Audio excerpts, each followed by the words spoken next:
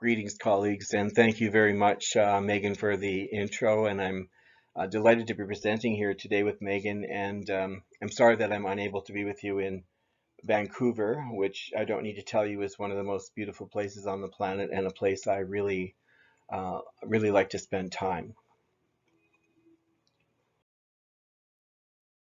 I'm happy to have the opportunity today to talk with you a little bit about some of the lessons, I guess, we've had from COVID-19 impacts on nursing trends and on the nursing workforce.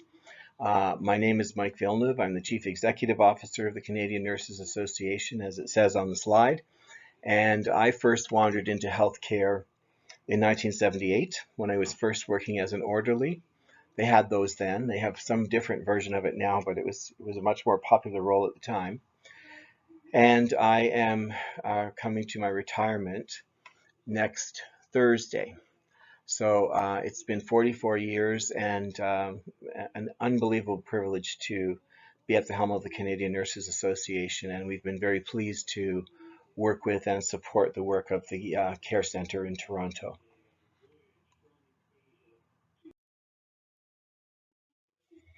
I'm speaking to you today from my home, which is about an hour south of the Peace Tower in downtown Ottawa, in what settlers now call, or have for some time called, Eastern Ontario.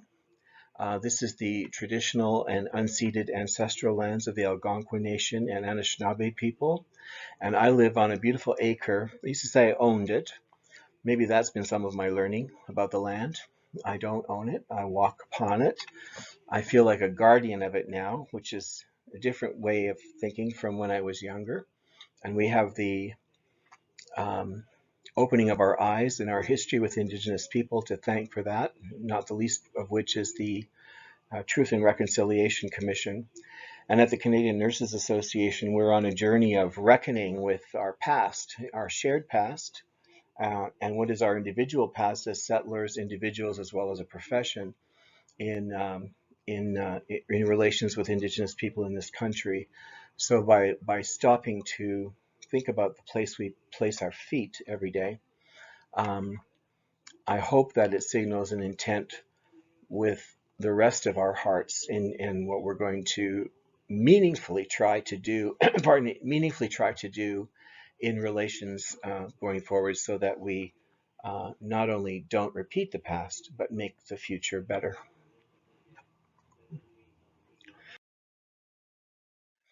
Um, I want to talk briefly about what CNA is, and I promise I try not to make you glaze. But there's a lot of confusion, even in the nursing profession, about what the different groups do. And so one of the metaphors we use is the idea of swim lanes. And really, there's four main pillars supporting nursing. There's lots of others too, but let's talk about four and just be clear about what they are. So there's an education pillar, the Association of Schools of Nursing, the 137 schools across the country for registered nurses, many more for registered psychiatric nurses, licensed practical nurses, and so on.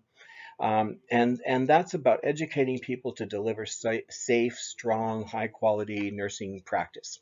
The regulator, I use the metaphor, and maybe regulators wouldn't like this, but I think it's really valid, is kind of the police. It's the force of people that are making sure you follow the law. You, the nurse who's regulated, are safe to approach the public and be trusted by the public and won't hurt them and will provide high quality care and so on.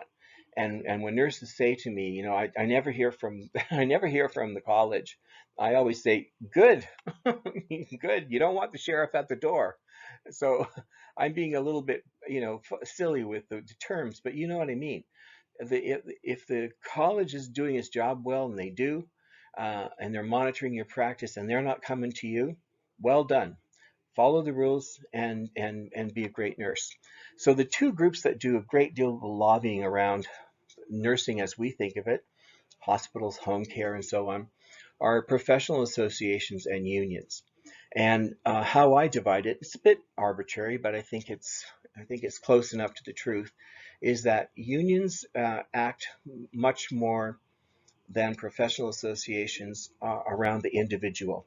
So your remuneration, your pay, your benefits, vacation, how much break time do you get? It could be quite micro level in some places, quite macro level in others.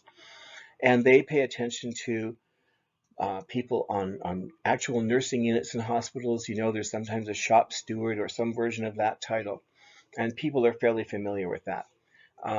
Professional associations do the same job around the profession, so it's really more the collective. And I know collective is a word unions use, collective bargaining, for example, but we mean it the collective of nurses as a profession. So, for example, how did we get nurse prescribing, which is rolling out across the country? How did we get nurse practitioners? They weren't there 20 years ago. Now there's 6,000. Like, where did that come from? And as much as we might want to say, it's from God, it's from heaven, it's from here and there, no, it's from professional associations working with regulators and schools and all lots of partners. They don't do it alone, but someone has to be at the helm or close to the helm or sharing the helm of picking the direction for the future of nursing. So the Canadian Nurses Association is one of those associations, and all of those groups to some degree speak publicly about safety, quality, healthcare, Medicare. It's not that there's no blurring of the lines, but we try to complement and supplement each other rather than all be doing the same thing and fighting for the same space. So CNA really is the national and in turn global professional voice for Canadian professional nursing. And we represent the four categories of nurses. And you'll be familiar in BC, those of you, with the four because you're one of few places that has the four, which is licensed practical nurses, registered psychiatric nurses, which are only in the West, registered nurses, and nurse practitioners. Um, just so we're clear about the numbers, because sometimes we're not. Pardon me, I've got hiccups. There are about 449,000. I rounded these up and down to be, to not be getting into minutia of numbers in 2020. So you see 305,000 RNs, 131,000 licensed practical nurses. For those who are in Ontario, they're called registered practical nurses, but because the acronym defaults to RPN, which is the same for registered psychiatric nurses in the West, we use the generic LPN term for all practical nurses, and about 6,700 nurse practitioners. So, I'm going to ask a question at the end. Do we have a shortage of nurses? Is there a nursing shortage? And one of the questions we'll keep coming back to, or one of the answers, I guess, that I keep coming to is, I don't know. There's a shortage of nursing care, but is 450,000 enough to do what we need done in this country? Not sure. And we're going to explore that a little bit in this talk today. This is a sort of daunting looking framework, so I don't want you to get lost in it. It's part of how we laid out our thinking in some work I did with the Organization for Economic Cooperation and Development, the OECD. You will have heard that many times in Paris when I had the great privilege of being placed there for some work in 2003. And we were looking at the effectiveness and productivity and numbers and so on of nursing workforces within larger healthcare systems.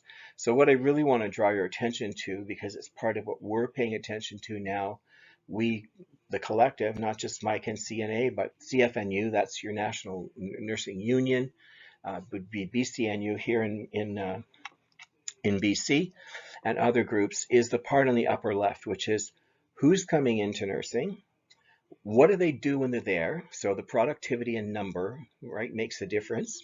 And then who's leaving? And I just simplify that into a chart in a minute. And that relates in the end to how much care patients get. And it's a bit hard to see here, but in the circle below the nurses, it's also who else is there on the team and what's their numbers and what's their productivity. And those two together really tell us how much care people are going to get and what the quality of that care is going to be.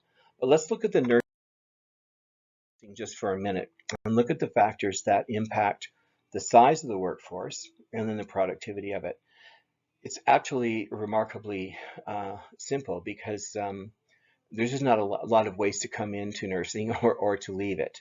So if we look at the inflow There's only three sources, at least three that I've been able to find. Those are new graduates coming out of nursing schools. They can be out of high school at the age of 21, 22 in some places, and they could be post-degree RN programs in others. But new grads is the main source. People who immigrate from other countries is another source, and people who re-enter, who have for some reason left, wanted to try something else, wanted to try a different career for a period of time, took 10 years out to raise children, not uncommon in a workforce full of women, of course.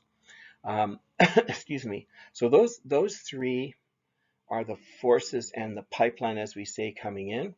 And going out the other end, none of this will be a surprise. People retire, and at a certain age, younger than they used to, although a lot of nurses work well into older age than they used to too. Immigrants, people leave the country. And we called it leavers because we couldn't think of another word, and I still couldn't think of another one 20 years later. But people who leave for whatever reason. I'm fed up, I need a break, the things we just talked about. And it's really, those are the three forces in and the three forces out. And what drives those are different sort of social and health policies. So for example, how many seats are there in schools of nursing? It's a math problem, right? If you got this many seats, this is how many nurses you could potentially have. What does tuition cost? Like, who can afford that and who can get into that? So all the policies on education, policies on migration, how many people are allowed into the country? What happens if you're an internationally educated nurse and you get here and you've got a great degree from some other country? How do you get into the system? And we hear a lot of concerns about how difficult that can be. Um, in the workplace itself, how many hours of work are there? What are the working conditions? What is the pay? Pay makes a big difference to who might enter nursing, who stays in it. Nurses are reasonably well paid. They don't really fight much about, not fight, but argue much about pay. You do hear about salary when nurses are so frustrated that they can't sort of get any response in any other area, so it becomes a pay issue. But I could count on one hand the number of nurses that talk to me in my 5 years as CEO about their salary. It's just not something that comes up. They talk about safe staffing and those sorts of issues. And on the other end, policies, the outflow, policies on migrating out of the country, what are the general social conditions? So all of these could, any one of those could interfere or could increase the flow at any point in the system. And it's important, of course, to realize that there is this bit, I couldn't find a proper arrow to draw this for you, but more of an arc of a flow between the outflow and the inflow, because nurses do come and go in and out of the profession.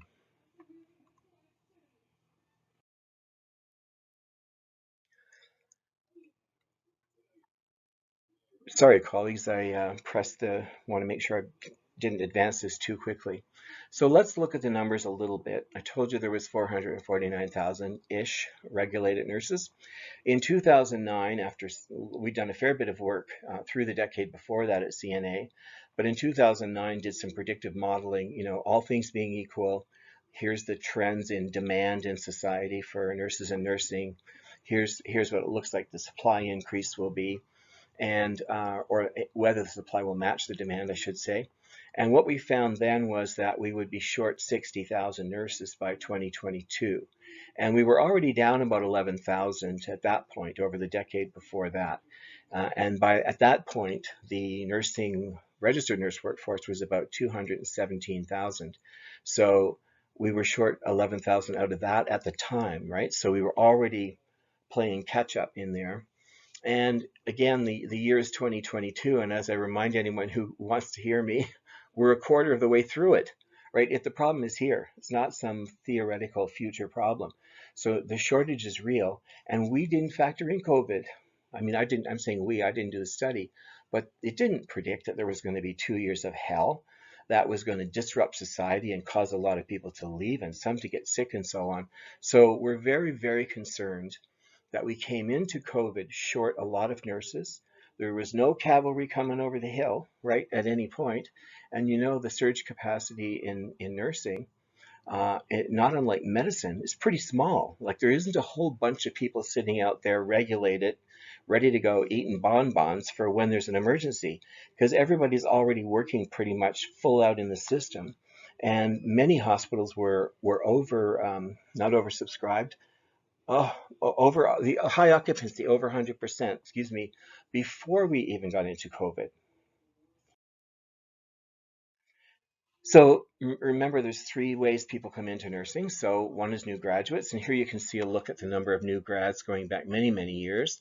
And you can see that big, big dip that happened in the mid to late 90s when we lost a lot of seats in schools of nursing. So we began the decade really, really far down.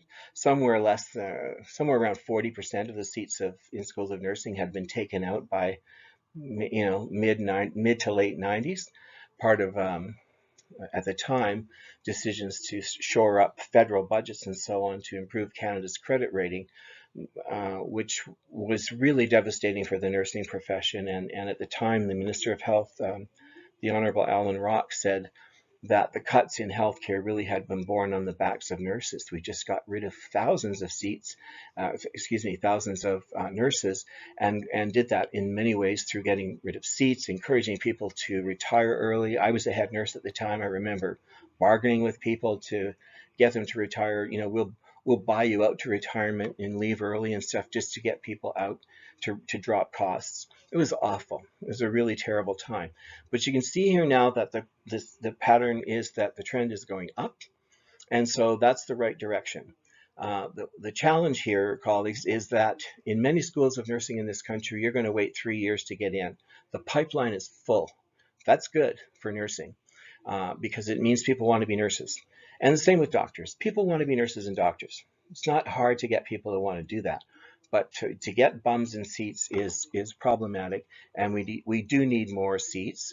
Of course, you need the faculty to teach them. I understand that, and sometimes I hear we don't need more seats. We do. We need more. We need a lot more people going through the system, but we need to support it so universities can do that job and do it well. People re-enter. Remember I said there's leavers and there's re-enters. So here's an example from 2020.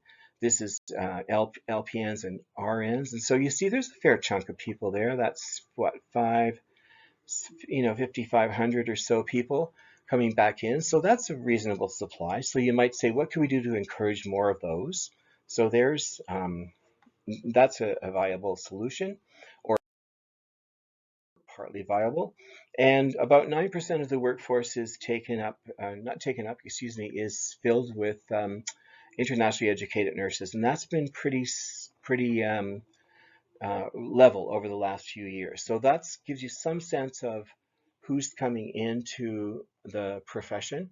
And one of the challenges we have, I'm not going to talk about it, working conditions at length, but once you're in, there's such a huge number of nurses that work part-time that that's why I say, are we short of nursing care or are we short of nurses? So if you even took a portion of 450,000 people and move them from, let's say they work, I don't know, 6 shifts out of 10, and what if they worked 8 or 9? Like you gain thousands of FTE, full-time equivalent nurses, right, by doing that sort of manipulation of the workforce. So what would it take, one might wonder, to get those nurses to work more hours, and they're telling us they don't want to because the conditions are so awful.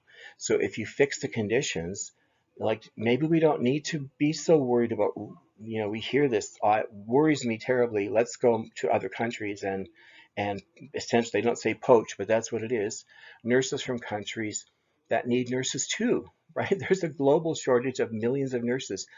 There just isn't tons of them sitting around doing nothing. Most countries have them, and we need to really look at our domestic supply. Sorry, I may have cut that off when I hit the advance button because I realized it doesn't pick up your speech. And what I was saying is we want to try to shore up our domestic supply. I'm not going to talk a lot about COVID except that we're in it, and it is a cause of a drastic shake of the nursing workforce, unlike anything I've seen in my 44 years around healthcare. And it happened all under our watch in the last 2 years, so we can remember it all. So I just want to remind folks a little bit that back in 2019, we were planning the year of the nurse. It became the year of the nurse and the midwife. And it was to be a celebratory cakes and cookies and fireworks and all that kind of stuff. And it was chosen because it was the 200th anniversary of the death of the birth, excuse me, of Florence Nightingale. And however one might feel about her, it's just that's being challenged by some now. That was the reason for the year. So we have a very esteemed global group of people led by the Duchess of Cambridge and other people who are champions of this movement. We're going to call it the Nursing Now campaign, and we're going to celebrate. We're going to do other things too, but we're going to celebrate nurses starting in early 2020. And then on New Year's Eve of 2019 came this. Pardon me. Chinese authorities treat dozens of cases of pneumonia of unknown cause. I can't quite see it all on my screen, but I think I've said it enough. I think that's what it says.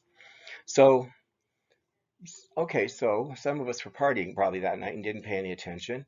Some who did might think, well, another disease on another, it's another country, it's far away.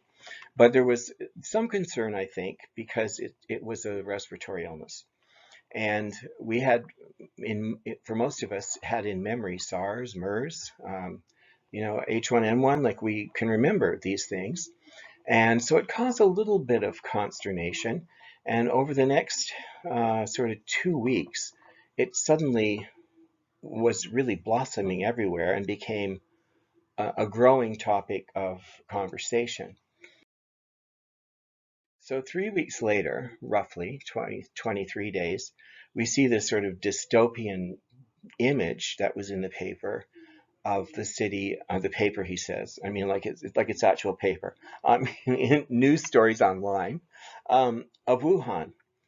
And that's pretty scary when you look at that. And so I can tell you the next day, I called Dr. Tam, and I didn't get to speak to her that day, but we spoke to her director general or someone in the department and said, "What's going on? Like, what is going on?" And I think a lot of the country was asking the same question, and we were asked, "What are members saying? Like, are you seeing stuff?" Literally, that it's hard to imagine now. Are there people coughing and emerge? Like, it was. We're trying to figure out where is this thing at. So remember now, in the memory of public health departments, um, was 1919, right? 50 million, some say 100 million died around the world. And we were driving around on donkeys at that time.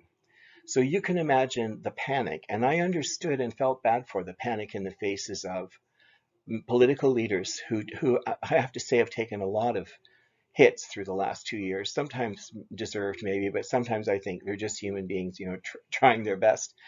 Uh, Worried sick because what if it's just the same flu? And now we're how many million people a day get on an airplane and fly around the world? Like, you're never going to contain this thing. And of course, as you know, the cat was out of the bag, or the horse was out of the barn, or whatever the phrase is, by that time. So here's a quick timeline. December 31st, the headline. 1 month later, global health emergency. Look how fast that happened, right? People knew right away this was a big problem, and it was a growing problem. 2 weeks later, it's got a name. COVID-19, and I know there's a fancier, longer name, but you'll forgive me. And March 11th, who among us will ever forget that date now, right? A global pandemic. Look at the timeline of that, how fast that happened. And then it unfolds. We have 1 million dead a few months later in total, and growing millions and millions of cases around the world. And then on December 2nd, 11 months after it was first the report in the newspaper in China, we've got an effective drug with the a vaccine with the Pfizer vaccine, and it's injected into the first person a week later. And the strange paradox in all this is that it works so well that people wouldn't believe it was real. And we have become accustomed to it taking 20 years, right, to get a drug to market or to get a vaccine, or 10 years. I don't know what the average time is, but this was too fast for people. And so something must be wrong with it, or it's going to hurt you. And there's lots of those theories around. Where in fact, what happened was the the RNA technique has been studied for a couple of decades. Certainly accelerated rapidly in the work in that work since SARS and so on. And the whole world turned its attention at the same time to the problem. And there was lots of money. There's absolutely no shortage of cash, right? Government suddenly had bazillions of billions to throw out and say, yep, just keep at it, share data. This is how it should work. This is the right way. It shouldn't take 20 years. We've just all gotten so used to the other way that when the rapid, fast way works, now we're rattled by it. We nurses and others. Um, it's an absolute miracle that's happened before our eyes, but not without high cost, of course, and including 3,000 nurses around the world at a minimum in the countries reporting. And, so that celebratory Duchess of Cambridge event was a body count by the end of the year. And none of us, of course, ever, who thought, right, in our time that this really could happen and now go on for more than 2 years. We find ourselves in March 2022 now with a total of around 463, or maybe today it's 464 million cases. Now more than 6 million people dead. Better than the 50 million of not World War One, of the Spanish flu at the end of World War One, but still terrible and very pointedly, I guess I would add that a quarter of the world's population is the United States, Brazil, and India, and they have just a little more than a third of the cases, and the highest by far in the United States. So the wealthiest place in the world in history didn't buy its way out of this, right? A million dead people there. And so for those of us who have to talk about evidence and does masking work and vaccines and all the public health measures and so on, that's the outcome, right? When you don't do that and look at, by comparison, places like Canada. So why am I talking about all this? I'm watching the time here, Megan, because I know I could go on forever, as you know. I want to just share with you this timeline again in a graphic format of COVID. So the green line is hospitalizations and the black line is total number of cases. And that you'd think they should be reversed because the number of cases should be greater, right, than than the hospital. But the scales are different on the y-axis. So on the left, you'll see it's a very different number of tens of thousands of people, but they roughly follow each other. And you can see, the high peak of that awful time early in the spring, starting in around February, March of 2020, when we all went home, or many of us did, and had that first big blip of cases that filled up hospitals around the world. And so this was also the time that long-term care took a terrible hit in our country. I'm not going to go through all the stats, but because that, first of all, a lot more older people almost always die when there's a communicable disease.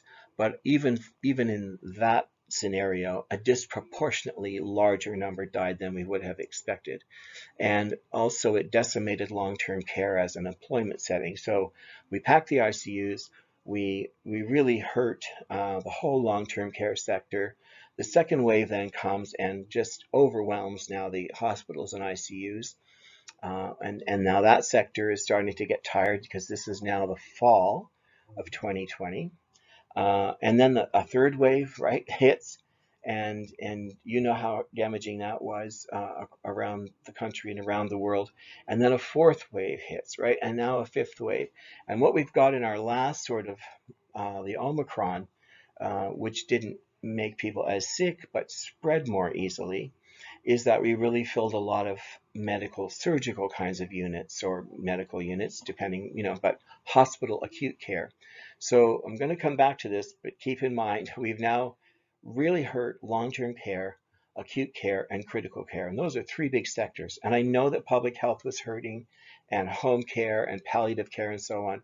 But in terms of numbers where piles and piles and piles of nurses work, this really made a damaging dent into the nursing workforce. This is a diagram I've seen in a couple of articles. This one I took from Jenkins et al. But I think that Ivy Bourgeot told me she had used it in one, and it's a Dr. Seng, I want to say Tseng, I think, who originally drew it. So it's not from me. But I thought it was interesting. You know, he looked at the. I shouldn't say he. Dr. Seng may be a female. So Dr. Seng looked at these sort of outcomes and called it the health footprint of the pandemic. So you see this big rise we just talked about in the first wave, and the very high morbidity and mortality that just scared the hell out of everybody in that first wave. Pardon me, long before we had a vaccine, and got our attention. The second wave, we started to see really serious impacts on resource restriction of on non-urgent, non-COVID, excuse me, on urgent non-COVID conditions. So things like cancer surgeries and bone surgeries and so on were impacted. And then the third wave, we started to see the effects of now on chronic illness because people weren't getting care, right? We're staying away. So if you think about what I just said about acute care, long-term care, critical care, and now we're talking about all the phases of people's illnesses that are being impacted.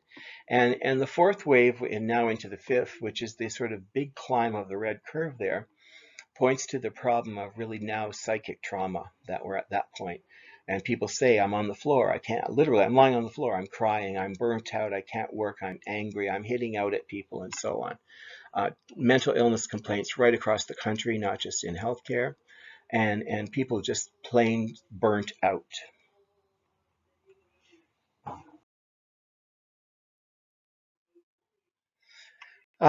So there are some potential solutions. We've seen very, very high nursing shortages across the country. We've heard as much as 60% of nurses intending to leave the job.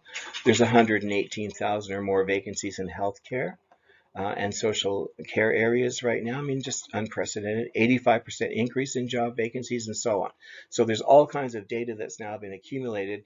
So it's not just Nurse Betty and Dr. Dave saying, I'm burnt out and I'm tired. We're now actually seeing it being properly documented.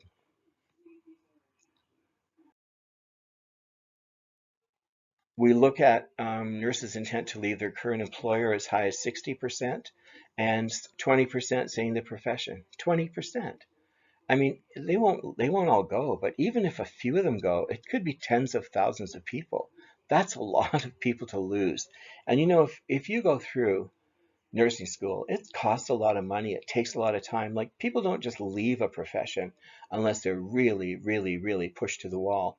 So we heard fairly on that people in their late career were saying, that's it, I'm going to retire, I'm out of here. And in very good work done by the Canadian Federation of Nurses Unions more recently, they found that the people who said they were going to go were mid-career and early career.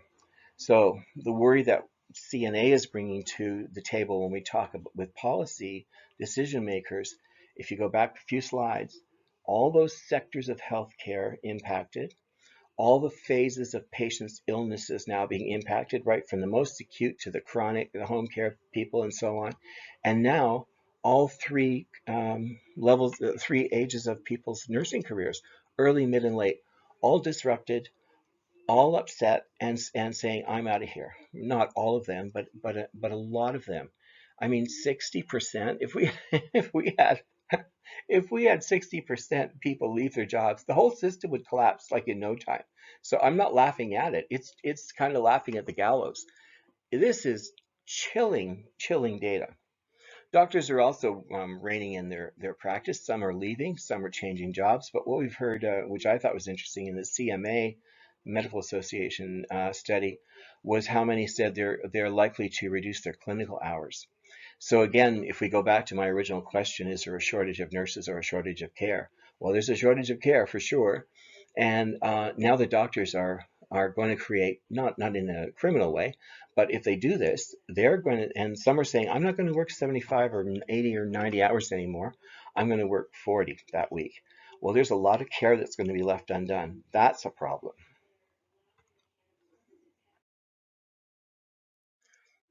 So if we go back to my diagram from the OECD and just remember, who's coming in, who's going out, there's only so many things you can do to try to manipulate those. So I want to just talk about a few, and then I'll try to wrap up so that I don't bore you into tears. Um, we know now that we think the number of people going into nursing schools in the last 2 years is about the same, but the number of applications is way up. That's good. So in all this awfulness that nurses are talking about in how it feels to be practicing in the COVID generation, people outside are seeing it as noble choice and wanting to be nurses, which I think is terrific. We have to find ways to treat them better once they're there, but there's not a problem getting people to come in. In terms of immigrants, there is a 40% drop in immigrants to Canada in the last 2 years. That would include some internationally educated nurses. That's a problem. And the world isn't traveling. I don't need to tell you, you all lived it the same as me. So that is a serious problem there with the inflow. And in terms of the number of reentrants, we think they might be up a little bit. Remember, I showed the RNs and LPNs how many had come back in. And in some places, pardon me, the nurses have reported to have come back in the hundreds or even the thousands into the workforce, helping with things like vaccines and so on. So that seems to be one source. But a lot of those nurses who are coming back in to do vaccines can't walk into a critical care unit or a labor and delivery unit, right? So the match with what we need might not quite be there. The number of retirees looks like it's going to soar and has already started. The number of people, leaving Canada has actually increased. And the latest from Stats Canada showed that it looks like some people who had migrated here, maybe they lost their job in this, or they don't, their COVID is very scary. They don't have any family here. They could get support, back home, if we say home from the originating country, and they're up slightly the number of people migrating out of Canada. So less coming in and more going out is a problem around internationally educated nurses. And the number of leavers, the word I said we used because we couldn't think of any other word, it looks like it's going to be very high. I just showed you those stats, right? 60% going to leave the job, and 20% I'm going to leave the profession.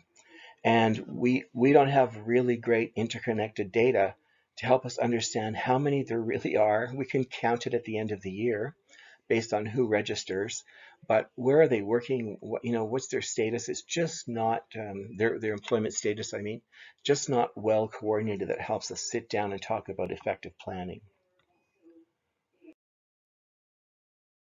There are some things you could do, and I won't bore you with CNA's policy work, but we've certainly put down a proposal for envelopes of funding and 300 million to stabilize things in the nursing workforce in the short term, to help with safe staffing and other conditions in workplaces, and then some longer term funds for mental health strategy, for education initiatives, and for better planning. We don't really plan the nursing workforce and the healthcare workforce in this country very well, or at all. The cost of the healthcare workforce is about 8% of the country's GDP. It's a massive amount of money, and it's willy-nilly in the main. So if we look at this diagram again, what are some things you could do? And this is what CNA's talked about. You could forgive people's loans. Federal government's got the authority to do that now. You say, we're going to just pay for that for you. So anyone who graduated in the last 5 years will pay for all your student debt if you stay for X number of years, right? Anyone who comes in the next 5 years will wipe your student debt out, and you stay for 10 years, or whatever the deal is. You make a deal. More bridging and mentoring programs, accelerate the regulation of internationally educated nurses and support them better in their practice settings. We haven't done that well. Tax incentives, make deals with people. If incentives won't work, like if a bonus doesn't work, say, well, what if the first quarter of your salary, we don't tax it next year? Like there's ways you can do things to keep people in workforces. And of course, bonuses sometimes work for hard to staff areas, whether it's urban, rural, or it's critical care, long-term care, wherever the problems are. Nurses tell us they would stay for safe staffing more than for a bonus of money. So do what you have to do to make the staffing safe. Staffing safe. The staffing safe. Give people better hours of work. If someone's 60 and they're getting tired, why can't they work straight days and be a teacher part of the time? Like they can mentor new people. Like think of creative ways to keep those people in the place so they don't go out the other side. More supports for non-nursing administrative, clerical, cleaning duties. Some of you will know, some you might not know. Nurses do a lot of that work that clerks could do. You can, this isn't meant to be an insult to nurses, but you can teach a monkey to do a lot of tricks, right?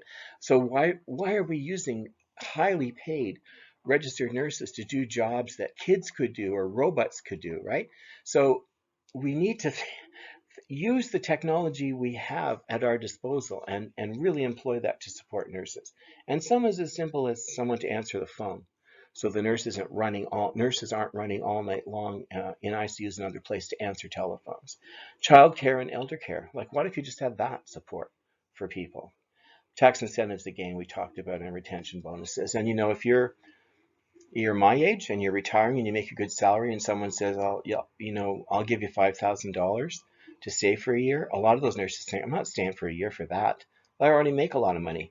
But if you said to them, I won't tax a third of your income next year, that would get my attention, right? That's attention getting. So that's the kind of thing you can do that's effective sometimes to keep people in workforces. I'm going to close with just a couple of comments about why we're even talking about all this and why CNA is so heavily involved in public policy advocacy and government relations work. Um, First of all, the public expects it. So when we polled using Nick Nanos's team in 2020, so that was in the fall of COVID year one, 83% of the public said nurses should be involved in public policy development. And as I always say to nurses, and as recently as today when I was teaching a class, that means you have to be involved, right? You have to actually do stuff. So CNA has worked very hard to have a very strong voice, appearing in parliamentary committees and with meetings with MPs and ministers and senators and so on to talk about these issues. Sorry, I cut it off. So if I did, it was what I was saying is to talk about these issues. Canadians have high expectations of health care. They tell us sometimes even unreasonable. They know that, but they want health care to be great. They want it fast, right? They want it rapid access when they need it. And they expect nurses and other health professionals to act to transform healthcare systems. So there's a strong, strong public support for nurses, doctors, health scientists, and so on to be involved in this work. And finally, back to the core, I guess, around our DNA, it's part of our code of ethics and part of our basic practice framework, that health systems management, education, participation in research, understanding the environment is all part of what nurses should be advocating for in their practice.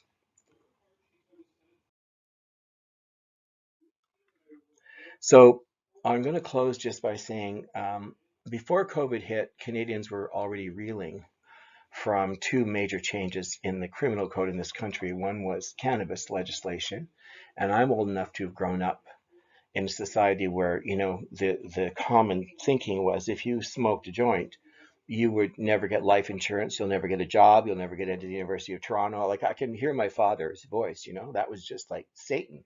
And now you can buy it, in every street corner in beautiful little stores. They're quite lovely all across the country. That's a huge change in society. And at the same time, medical assisted dying, when for years the only person in the country who could end your life legally was the state itself when we had capital punishment. We got rid of that, and for a long time nobody could.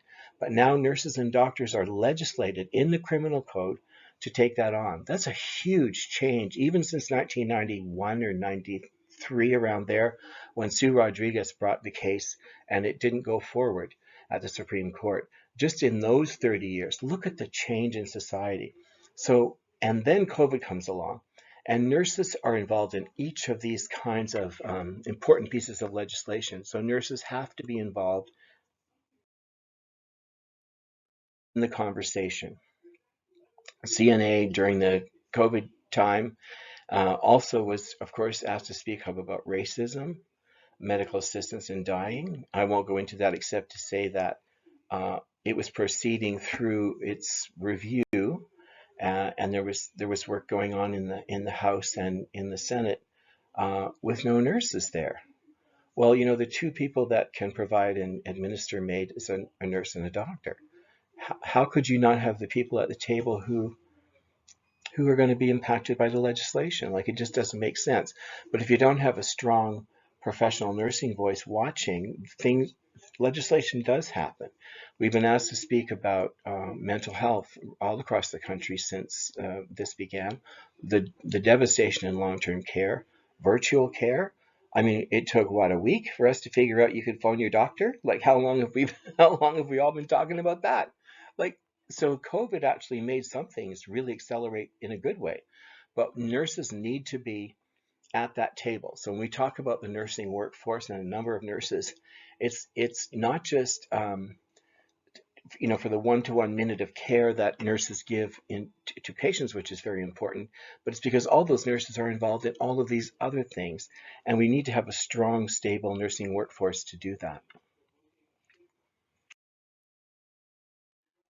I'll close up by saying that CNA's priorities in public policy work changed fairly dramatically and by COVID, and you can see the list I just mentioned, and we've focused today on the HHR crisis, and I tried to particularly link it to some of the challenges with internationally educated nurses, who I think we have really underused in this country and put up a lot of hoops for them to get through the regulatory process to get working in the country.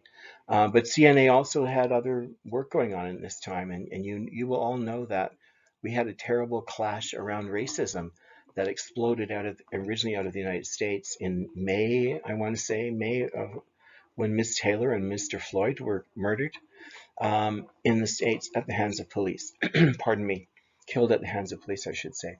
And so all of this work has been going on at the same time as we've been trying to now respond to the health human resources crisis and re-raise issues that we've talked about, for 20 years in some cases.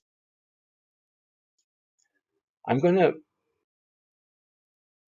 I'm going to stop it there and simply take us back, to my original question, whether we're short of nurses or short of nursing care. And I think we need to really have a hard look at that. And I'm not being flippant, because if you're working nights and you're short of a nurse, you're short of a nurse. I totally get it. But when there is, in many places, half the nursing workforce working part-time, when thousands of nurses are registered, but they won't practice. So, for example, in Quebec during COVID, they said they're short 4,000 nurses because they quit. Okay, but they didn't die, right? So they exist. They won't practice in those conditions, but they're there. So if you change the conditions, I can't imagine that most of those, I was going to say women, mostly women, who went into nursing to become nurses want to be nurses. They don't want to not be practicing. So I think we've got to have a hard question, hard ask, and look at our planning and the state of planning in the country before we can really say, like, we should be going to look for more nurses here, there, and other places. So I'm going to stop there and just thank you so much for inviting me. Thank you, Megan, for being on the panel with me.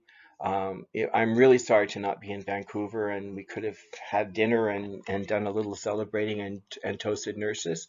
But I thank you all very much for coming to this session. And if I can be of any help, you can reach me through Megan, who will have my email. Thank you very much.